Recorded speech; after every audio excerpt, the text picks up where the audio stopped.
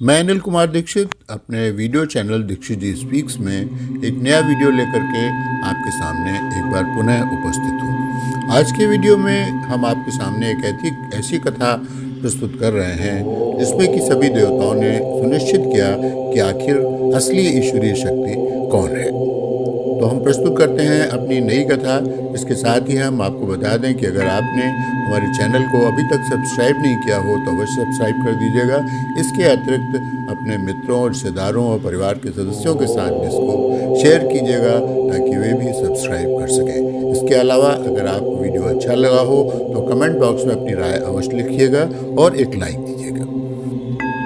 एक दिन ब्रह्मा और विष्णु के बीच झगड़ा होने लगा। ब्रह्मा जी ने दावा किया कि चूंकि मैंने सृष्टि का निर्माण किया है इसलिए भगवान का पद मुझे ही मिलना चाहिए। इस पर विष्णु ने कहा कि तुम इस पद का दावा कर रहे हो, इसी से साबित होता है कि तुम भगवान नहीं हो। ब्रह्मा जी ने कहा तो फिर आप ही बताइए कि भगवान कौन है। अभी विष्णु जी ये सोच ही रहे थे कि क्या उत्तर दिया जाए, तभी उन दोनों के बीच में एक बड़ा सा आग का गोला उपस्थित हो गया।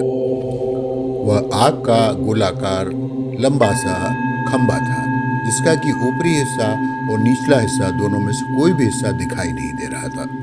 ब्रह्मा और विष्णु ने यह निर्णय लिया कि चलो देखते हैं कि इस खंबे का ऊपरी हिस्सा कहाँ पर खत्म हो रहा है और नीचे का हिस्सा किधर खत्म हो रहा है।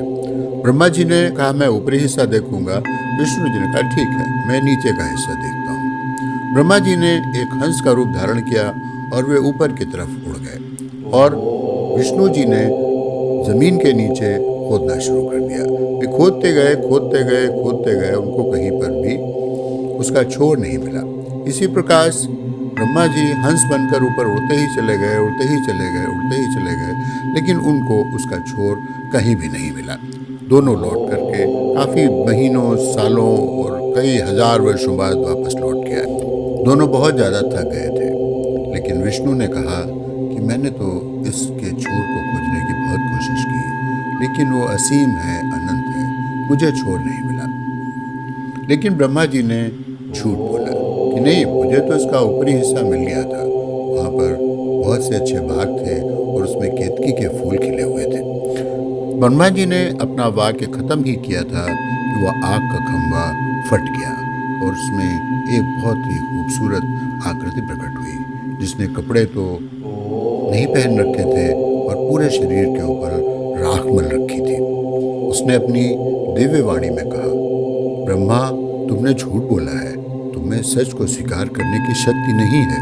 तुम दूसरों को धोखा दे करके अपने को ताकतवर प्रदर्शित करना चाहते हो। तुम ईश्वर बनने के योग्य नहीं हो। इसके बाद वो विष्णु की तरफ देखकर मुस्कुराए और बोले, तुमने सत्य बोला है, भले ही तुम असफल रहे, लेकिन इसके बावजूद तुम्हें अपनी असफलताओं को स्वीकार करने की क्षमता है। तुम विनम्र हो और अपनी सीमाओं को स्वीकार करने के लिए तैयार भी हो। तुम अनिश्चय से भयभीत नहीं हुए और तुमने अज्ञान को स्वीकार कर लिया और ज्ञान प्राप्त करने की आगे भी उत्कंठा बनाए रखी। अतः तुम भगवान बनने की दिशा में कदम बढ़ा रहे हो।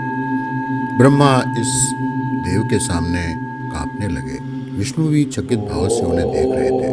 तभी भिक्षु सा लगने वाला वह व्यक्ति बोला कि यदि रूपहीन को आकार दे दिया जा सकता है तो मैं हूँ भगवान और मैं हूँ शिव। उसी दिन से पत्थर के शिवलिंग की पूजा की जाने लगी। शिवलिंग उस अग्नि के खंबे का प्रतिरूप है। तो हमारी ये कथा यहीं समाप्त होती है। बताइएगा कि आपको कथा कैसी लगी।